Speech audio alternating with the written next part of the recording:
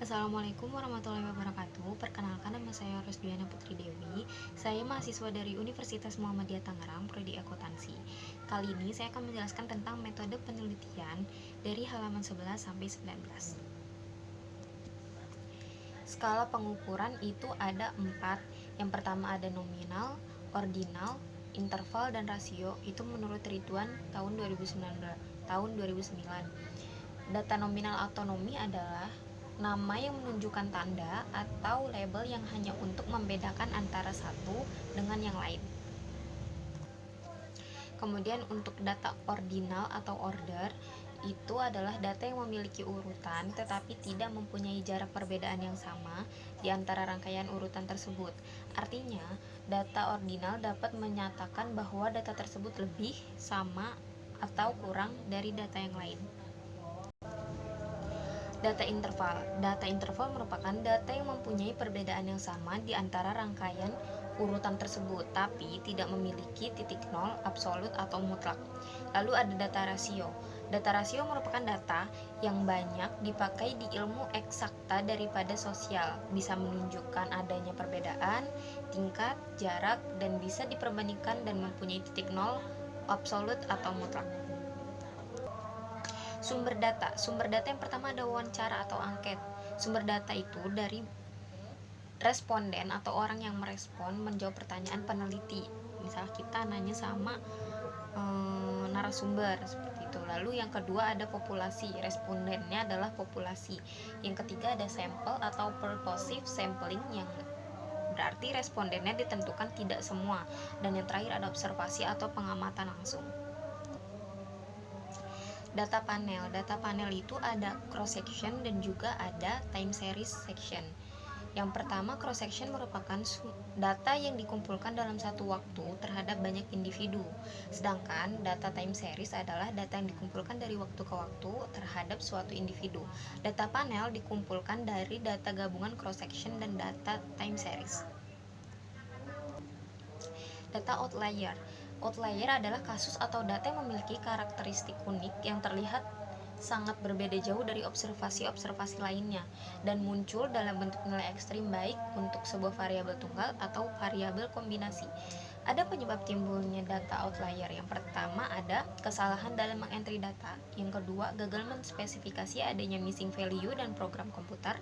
Dan yang ketiga, ada outlier bukan merupakan anggota populasi yang kita ambil sebagai sampel, tetapi distribusi dari variabel dalam populasi tersebut memiliki nilai ekstrim dan tidak terdistribusi secara normal.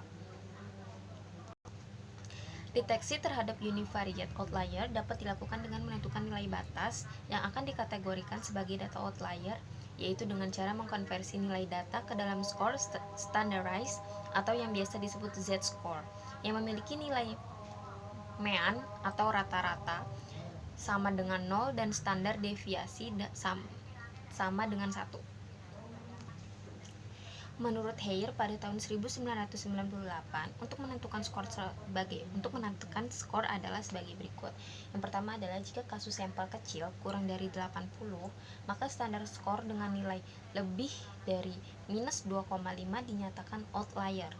Yang kedua, jika sampel besar, standar skor dinyatakan outlier jika nilainya pada kisaran 3 sampai 4. Kemudian yang terakhir ada jika standar skor tidak digunakan, dapat menentukan data outlier jika data tersebut nilainya lebih besar dari 2,5 standar deviasi atau antara 3 sampai 4 standar deviasi tergantung dari besar sampel.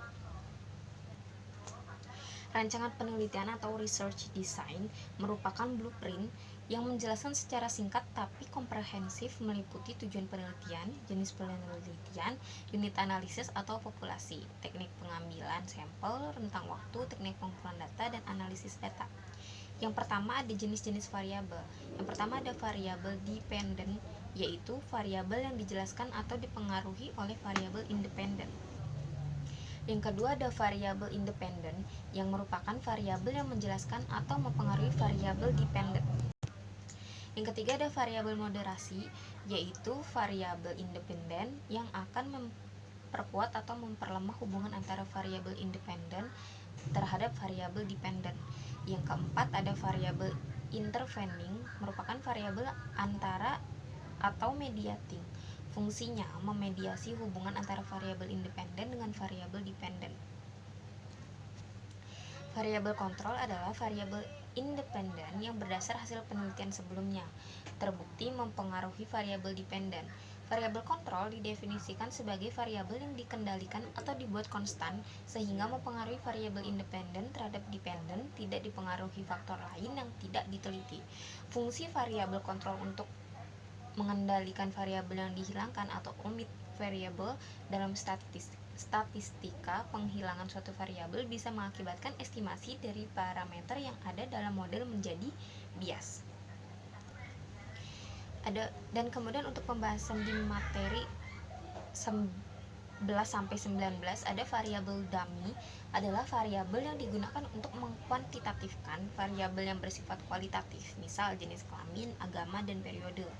Jika variabel independen berukuran kategori atau dikotomi, maka dalam model regresi variabel tersebut harus dinyatakan sebagai variabel dummy dengan memberi kode 0.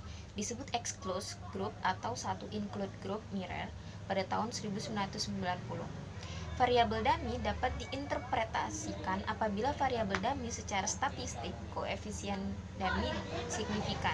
Apabila variabel dummy digunakan pada yang pertama ada variabel independen, maka alat statistik regresi panel. Yang kedua ada variabel dependen, maka alat statistik regresi logistik. Sekian penjelasan yang dapat saya sampaikan, kurang lebihnya mohon dimaafkan. Wassalamualaikum warahmatullahi wabarakatuh.